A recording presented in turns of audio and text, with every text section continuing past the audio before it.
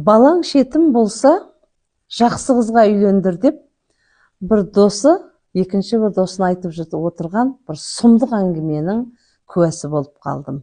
Бұндағы мағынасы сонда жақсы әйел ердің басын төрге сүйрейді, жаман әйел көрге сүйрейді деген мағынада айтып отыр.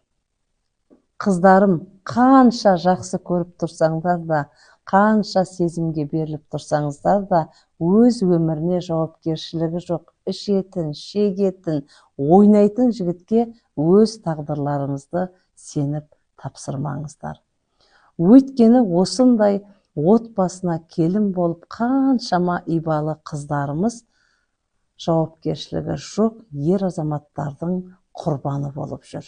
Себебі өз тағдырына жауапкершілігі жоқ адам сені аманат қылып алып, сенің тағдырыңа